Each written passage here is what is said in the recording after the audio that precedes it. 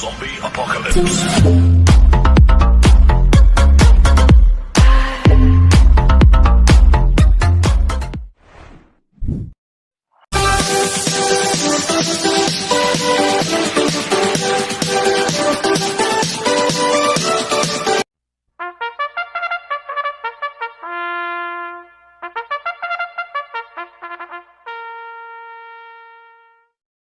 Magandang araw po mga bayang karerista.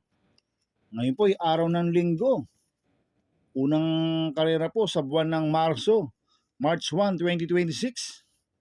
Karera po ng Philippine Jockey Club Padre Garcia, Batangas.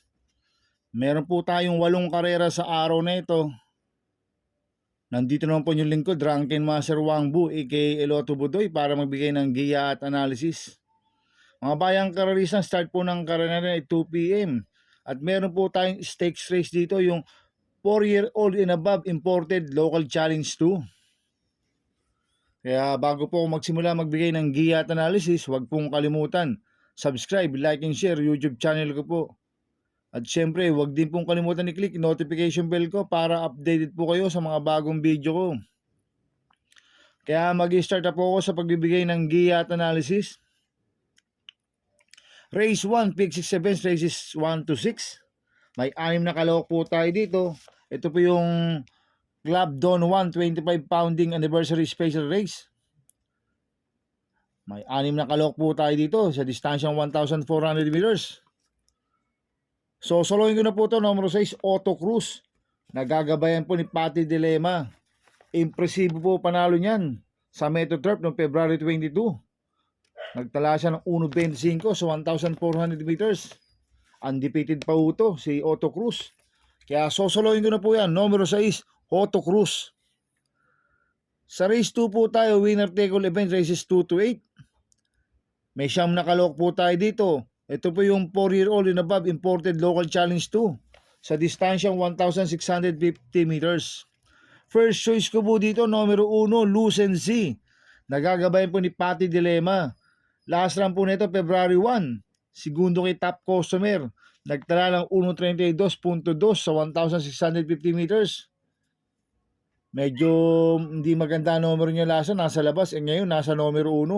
Siguradong siya po mauuna dito, si Lucency. Kaya pag napabayaan nila sa harapan to, pwedeng makatapos ang karera po to. Kaya sa akin, malaki po panalo sa akin ito. Kaya siya po first choice ko. Second choice ko po, numero 5, every 4 years. Nagagabayan po ni JT Serate. Mainam po panalo niya noong February 14. Nagtala po ng 1.23 sa 1,400 meters. Kaya sa akin, may panalo po sa akin to. Kaya siya po second choice ko.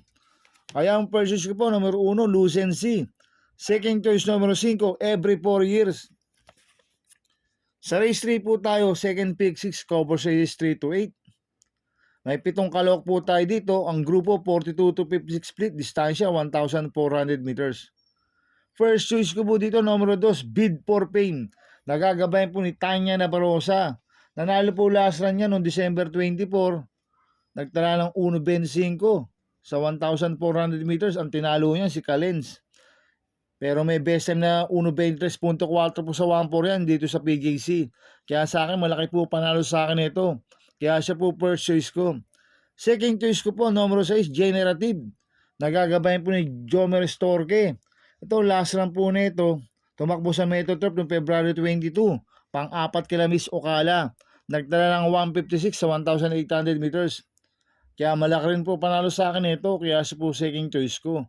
Kaya ang first choice po, numero 2, Bid for Fame. Second choice, numero 6, Generative. Sa race 4 po tayo, pick 5, cover races 4 to 8. May 6 na kalawak po tayo dito. Ito po yung Club Don 1 anniversary race sa distansyang 1,400 meters. So, solohin ko na po ito, numero 1, Paris with Bronze. Nagagabayan po ni Patty Dilema. Mainam po panalo niya December 14. Nagtala ng 1.24.8 sa 1,400 meters. Same rider, Patty Dilema. Kaya sosolohin ko na po yan, numero 1, Paris with Bronze. Sa race 5 po tayo, pick 4 events, races 5 to 8. May 11 kalawak po tayo dito, but 9 betting in option. Ito po yung Club Don 1 pounding anniversary sa distansyang 1,400 meters. First choice ko po dito, number 6, Longevity. Nagagabayan po ni AR Villegas. Last run po nito, February 1. Tercero ko na top customer, nagtala ng 1.39.8 sa 1,650 meters. Pero meron 1.22.6 sa 1.4 po yan dito sa PJC, si Longevity. Kaya malaki po panalo sa akin ito, kaya siya po first choice ko. Second choice ko po, yung demanderang numero 10, Shiver Me Pink. Nagagabayan po ni Patty Dilema. Last run po nito, February 6. Segundo kay Mucha ng Pasay, nagtala ng 1.12 sa 1,200 meters sa Metro Turf. Kaya sa akin, may panalo po sa akin to, kaya po second choice ko. Kaya ang first choice ko po, number 6, Longevity. Second choice, number 10, Shiver Me Pink. Sa race 6 po tayo. May 7 kalok po tayo dito. Ang grupo, 42 to 56, split distansya, 1,400 meters. Itong race 6 na to, tingin ko anybody's race po to, mga bayang karisa, tingin ko lahat to may panalo. Kaya magdagdag ko kayo dito ng kursunada nyo. Kaya ako, ang first choice ko po dito, numero 5, Wall 359. Nagagabayan po ni Jomer Storke. Ito, nag-barrel trial noong January 30. Pang-5 kila boss ako naman, nagtala ng U16 sa 1,200 meters. Pero nung November 16, tumakbo sa PJC yan. Segundo kay Catrol. Nagtala ng 1.25 medyo sa 1,400 meters. Kaya sa akin, malaki po panalo sa akin ito. Kaya siya po first choice ko. Second choice ko po, number 6, Carried Away. Nagagabayan po ni Noel Lunar. Last run po nito, February 15. Tercero ko lalapin the rain. Nagtala ng 1.26.6 sa 1,400 meters. Kambyuhin nito, binigay kay NC Lunar.